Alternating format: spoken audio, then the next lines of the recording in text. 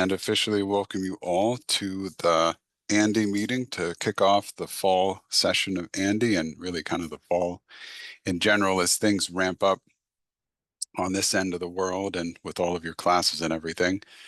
Many of you have been down this road before, so welcome back. My name is Michael McCarty, of course, and I am the project lead here at MIS in Pennsylvania.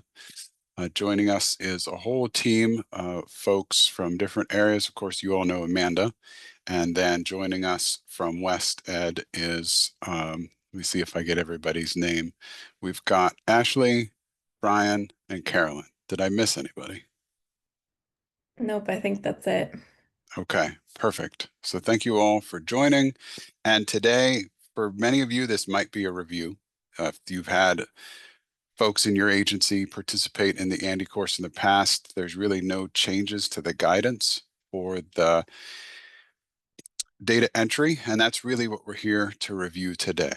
So let's go into a little bit about what we're talking about. So the ANDE study, Adult Numeracy in the Digital Era, a collaborative effort between Pennsylvania and West Ed, and I think Pennsylvania is the only state, is that correct? Okay, so we are lucky to be able to kind of have this opportunity to work with ANDE, and of course this is the sort of the second official go-round with study participants this fall. We had some participants last spring, and if at any point, since now I think we delivered this PowerPoint and this information to many of you back in January in the first go-round, but lessons were learned and things were observed. So if there's any, I'm going to kind of go through all this stuff just as reminders for some of you, and if it's new, you'll see it for the first time, have a chance to ask questions. So the thought is we'll review all the materials and the data entry guidance, and then at the end, we'll make some time for questions. And certainly West Ed folks, if there's anything that I miss or that you want to clarify or that helps from the data side, feel free to just jump in. So the data collection that you're already all doing in eData will have a few nuances added for the information that we need to collect for the ANDE study. And that's largely so you're putting labels, you're helping to put labels on existing records and data to allow us to then filter out the ANDE specific data and then provide that data scrubbed of PII to the West Ed folks so that they can complete their research. So that's really all of what you're about to hear is an effort to allow for us to separate out the ANDE data. And really today we're going to focus on three specific things, and that's classes, adults, and staff. So all the different record types in eData. It's possible that you may have an ANDE group or pair. That didn't happen in the spring, but it is possible that it could be a group or a pair. And what I would say is we're going to just use the term class throughout the presentation today, but you can pretty interchangeably insert group or pair with the same idea. So really, if we say class, we really just mean any instructional activity, whether we're talking about keywords or how to do attendance and so on. For class records, of course, this would apply to those things we just mentioned with groups and pairs. You want to create a new class record for each class using the ANDE curriculum. Part of the reason for that is the dates involved, the keywords involved, the instructor involved. Lining those things up allows us to confirm that the class and the attendance and the outcomes for that class were indeed all aligned with the ANDE curriculum. So as you can see on the screen, each ANDE class record start and end date should align with the ANDE curriculum start and end dates as closely as you can get them. So for class records, and again, this applies groups and pairs, name field and at the ANDE suffix, so at the end, and then ANDE or keyword field rather, add ANDE suffix also at the end.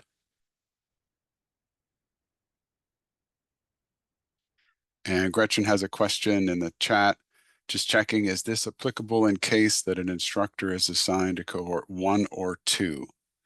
So the study or the control group. Carolyn, Brian, Ashley, do one of you want to speak to that? We're putting ANDE labels on everything or just the study, just the control? Yeah, I think it's all Hmm. classes that are participating in the study, regardless of Hmm. whether they're the Andy one or the control. So if they're participating in the study, you label it as Andy, and we can, on our end, what we do is search, or I guess Michael searches the database for that Andy keyword, and then we have uh, records that we can match to the condition to tell us which group they were in. Hmm. Yeah, that's the way I recalled it happening in the spring, and it sounded like that was something where you kind of have who's who on your end, Brian. So you're just kind of pulling them out as needed and separating them into groups. Great question though. So that was for class and again groups and pairs. So for adult records, we have a similar theme here, where the keyword field will add Andy as the suffix.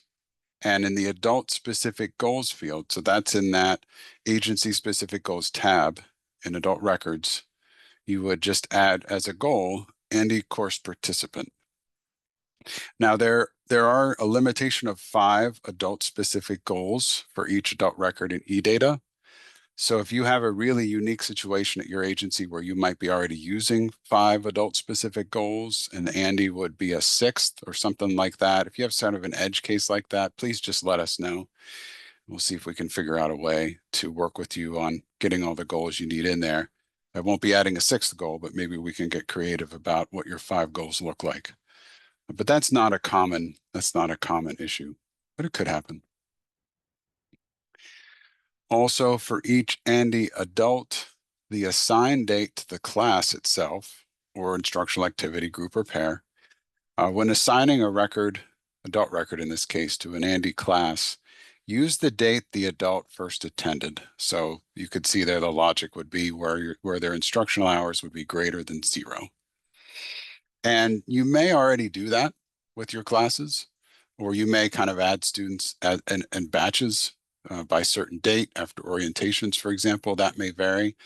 But in the case of the situation with the Andy classes or the Andy instructional activities, we want to get a little more granular with the data and really know specific to every student what was their exact start date and end date within the class. But so the assigned date kind of allows us to track that. So you'll have your start date for your class whenever the curriculum begins, and then the assigned date as you assign adult records to that class will be the date that the student started, not necessarily the date the class started, if that makes sense. And to wrap up the record changes, and then we'll get into some attendance things. For staff record labels, to identify staff, we want to, of course, do another keyword field. We're going to leverage this a lot. And that's putting that label in the keyword field that says Andy as the suffix.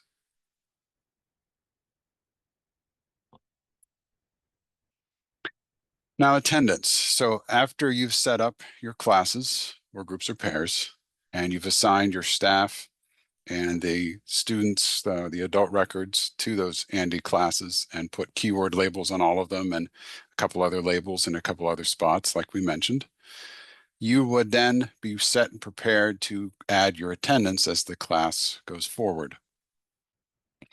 For attendance records, so this is a little bit different. If an Andy class meets on 3 days a week, you would add an entry of attendance for each day of that week. So as you can see, I didn't update the dates here, but February 10th, if it's September 10th, 11th, and 12th, the same idea would apply. Whatever those dates are, you would want to create an individual record of attendance for each day that the instructional activity met. So you don't have to enter, you don't have to do the data entry the exact same day. But when we say, when you create a record for each date of attendance, you want to just keep those dates of attendance separate. And that again is to achieve some more detail, finer detail than we typically may track. And so again, for a class that meets 3 days a week, for that week, you will have 3 attendance records. And so of course, the 2-week data entry deadline still applies just as it does across eData. And this just is an extension of something that I've already noted, which is the data entry component doesn't have to be completed every single day, but the data entry into eData still within 2 weeks. So if you are by your schedule or routine, typically doing your summary data entry, say on Fridays, and adding together all the totals for your class groups and pairs for the week, for most of your non-ANDE classes, groups and pairs, you're going to just sum them up and create a weekly attendance total. But when you get to those ANDE classes, that's when you'll do the daily. And the good news is the items, and I'll share this at the very end of the, of the webinar, but all of the items and these details are all reflected in a support document that's posted on the pair website under eData documents. And there's a PDF document, and there's actually a recording of last year's presentation, the same as what we're doing now. But we will have the folks on the tech side update the recording once they get that proofed.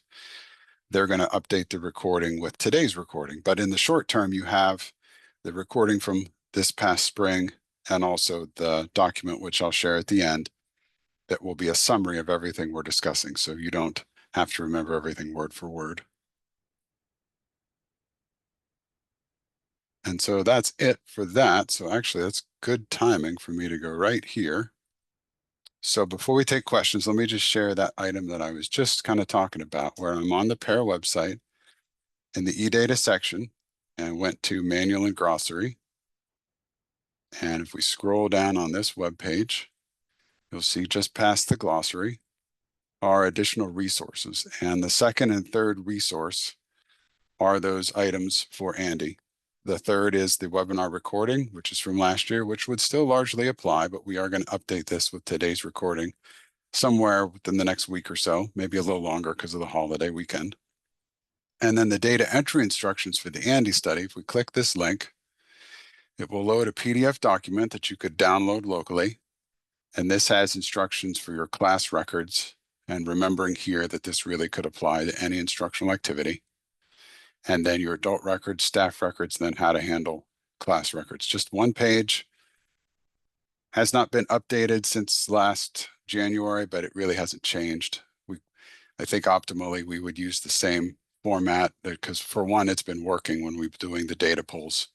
So that seems to be working, and we probably want to be as consistent as possible across all the different sessions to have comparable data. All right, so that's pretty much that. That's some general guidance, instructions, and resources. Does anyone, before we get to questions, West Ed side, Brian, Carolyn, Ashley, did you have anything that you'd want to add?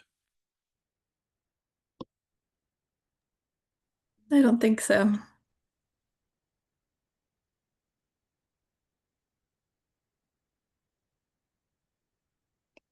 Amanda, did you have any comments that you wanted to include beyond what we've mentioned? I guess the only thing I would remind folks, although you probably know this, is that eData is not open for this year yet. We are hoping to, if everything works with the updates and the testing, we may be able to open it next week, but you will not be able to enter data until your grant is through the eData accepted step. So we're working on it on our end to get them through. But just a reminder that you could, once eData opens, if you log in and you're not seeing anything, it's probably because your grant has not made it through that eData accepted step yet. That was it, Michael. Thanks. And there will be official announcements, just to build on what you just said, Amanda. There'll be official announcements coming out where you'll hear from us about the specific dates of eData opening and when it should be available. So stay tuned on that front. As Amanda noted, we're still testing and working through things. Any questions? I don't see anything in the chat. If you'd like to unmute and jump in with any questions you have, Rosa? Yes. Michael, can you go over the assignment, the attendance assignment? Can you go over that? assigning an adult to record, it will be the date the adult first attended. Something like that. Yeah, let's go Yes. over that. Yep. I'll just stay here and make that bigger for you rather than go full screen. Mm-hmm. Yeah, so when assigning the adult record to an ANDE class, and depending on how you structure your classes and how your students get assigned to classes, this may be what you already do. But in general, you just want to kind of think about the ANDE class specifically and consider that if there are any students whose start date in the class is different from the start date of the class itself. So let's say the class starts September 2nd, next Tuesday, and the student is unable to start until the following week, September 8th, let's say. eData would allow you to assign them a start date of September 2nd, right aligned with the class's start date. But if they don't have any hours that week, you shouldn't assign them until they start, which would, in this scenario, would be September 8th. So their assignment date for the class would be September 8th.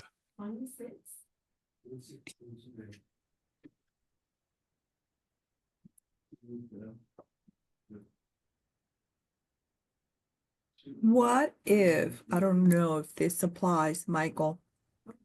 Like we had orientations in July and August, and the students' test hours will be either July and August, but ANDE does not start until maybe September, October. Where do I put those hours? The In the testing scenario, hours. yeah, in the scenario you described, is the ANDE class going to be the only class for those students? Do they have any other class where the assessment hours could go? This is my first time doing ANDE. I didn't do it last Okay. year, so I don't Okay. know how Okay. this will play for me. Mm-hmm. You know, different students like that. That's a great question, right? Because you want to count the attendance, you want to count the assessment hours Yeah, we don't have orientation classes anymore. you want to count the assessment hours in the class that the student is assigned. Mm-hmm. So I'm wondering if, and maybe some other folks have a suggestion, or Amanda, you have a thought, but I'm wondering that if the student is assigned to multiple classes, that their hours for the assessment really could go to it would be appropriate to put them in any of the classes that they're assigned to, because it's the hours for assessment, and you put them in one of the instructional activities they're engaged in, and that would avoid having to add hours that are from assessment time to the ANDE class. But if it's the Yes. only class, Yeah, and Michael, you're going to have to remind me about what the system does. mhm, So the assessment gets entered, and so we'll have the accurate assessment date. It's just a matter of where we plug in the hours and the date for those hours, correct? Yes. yeah, so the hours, Right. yeah, you could take the And assessment. there are business rules in eData that would prevent data entry of an assessment. Like if the class supposedly starts on, September 3rd, there is something that would prevent data entry for a date prior to September 3rd, right? Attendance. Correct. Okay. For under the attendance, yes. So if the class Yeah. says it starts September 3rd, you can't enter attendance for that class record prior to September 3rd. That's right.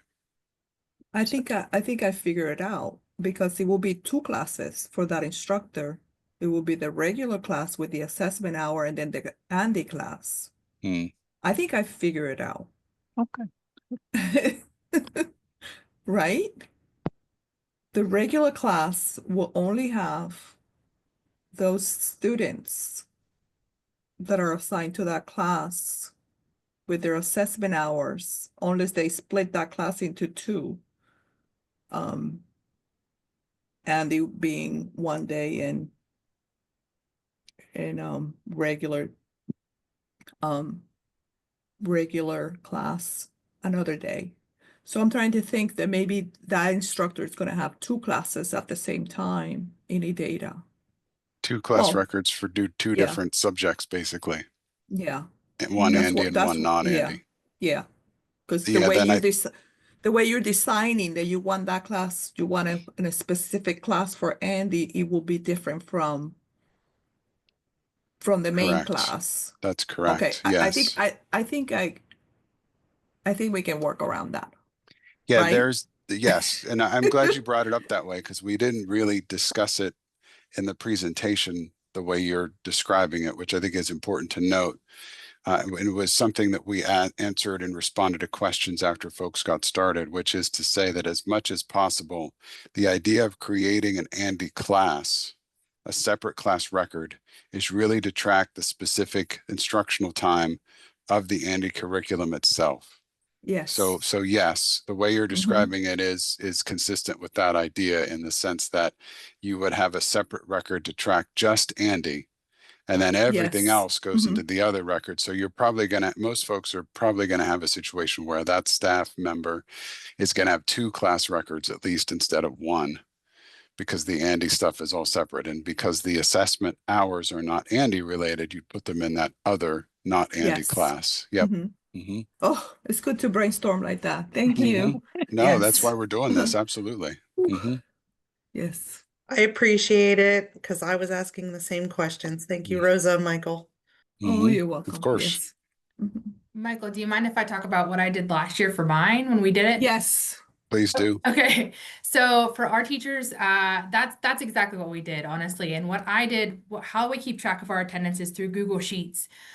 So we had a tab for our, let's say for the month of September, we had our regular class hours, and these classes have multiple subjects, multi-level, so they are teaching other things other than ANDE. So each instructor kind of, puts in their hours, but they had one tab for September for the regular class, and then they had one tab for September for specifically ANDE. But I kept it all in the same attendance sheet, kind of like the whole workbook, so to say. So that way the teacher could kind of just flip back and forth to say, okay, well, this day I taught an hour of ANDE, so they put it on their ANDE attendance. And on the other one, the rest of the class, whatever, 1.5 hours doing whatever, our ELA. Sorry, I have a kiddo in elementary, so I'm all over the place. Whatever it was, English, reading, all that other stuff. So that's how we kind of separated it. And then we just entered them, again, kept the classes separate and just entered our regular attendance as we normally would, like at the end of the week, but the ANDE stuff we were entering on a daily basis into eData. Does Right. that make sense? I'm sorry. Yes. Okay. Mhm. No, thank you, Laura. And there's no substitute for hearing from the day-to-day description of how you kind of took this general framework and then applied it Yeah. to your weekly attendance. Thank you. Yeah, no problem. Are you making any changes to the way you did it last year? No, I was wondering if this webinar was going to be different. That's why I wanted to hop on, because I thought like, oh my gosh, are we making changes? Do I have to like switch it up? But no, I think it worked, and it really didn't confuse any of our instructors or anything.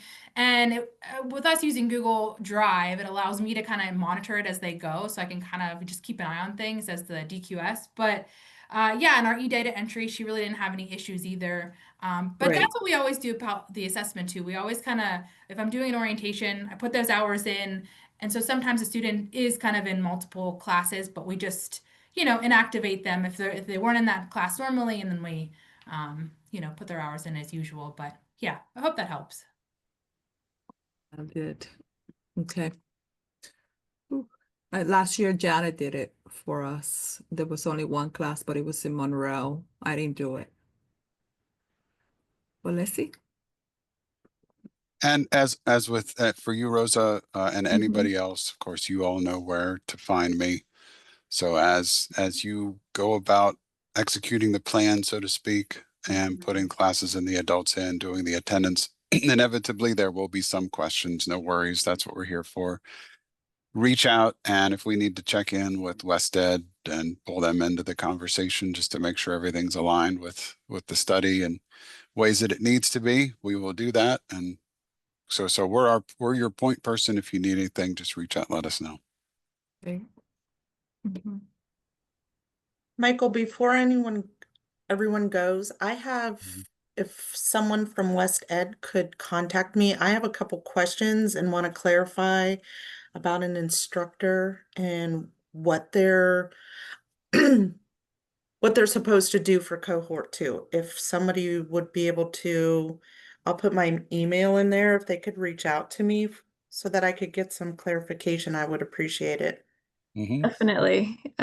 If you drop your email, I'll email you right now so we can be in contact. Thank you, Carolyn.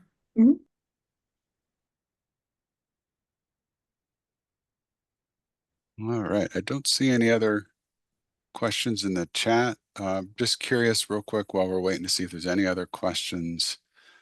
Brian, Carolyn, and Ashley, are you able to hang on for just a few minutes at the end just so I can make sure, connect with you, and Amanda also, just so we can kind of discuss the data side, make sure you have everything from me that you need. All right, Yes, excellent. definitely. Can I ask a Sure. question? Yes, Peggy. From West Ed, if we're not doing the data entry in the way that you want, are you reaching out and letting people know?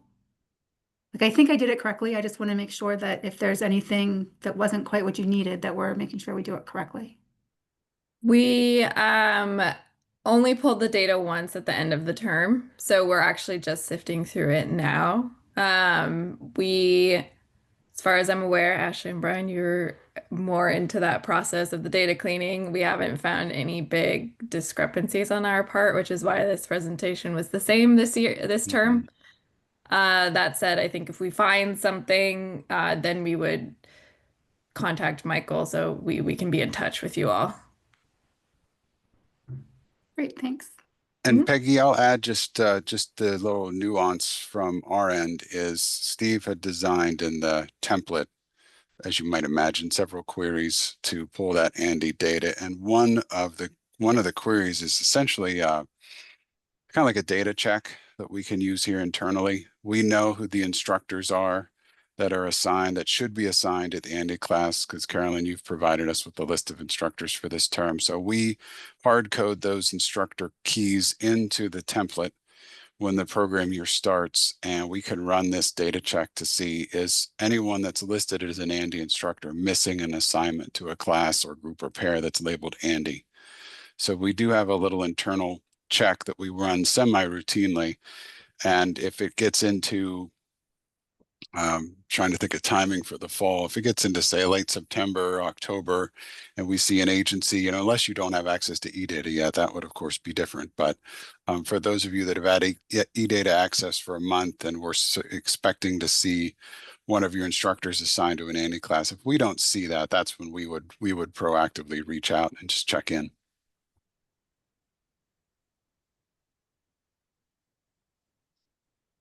Great, thanks.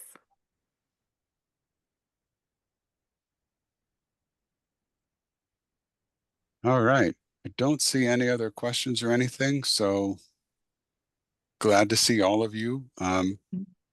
Happy to be, well, it's bittersweet to be talking about the fall because it just means schedules are getting busier and summer's over. But it'll be good. And like you alluded to, Carolyn, things knock on wood ran smoothly with the data side of the ANDE stuff back in the spring. So, we're hoping to see much of the same this fall.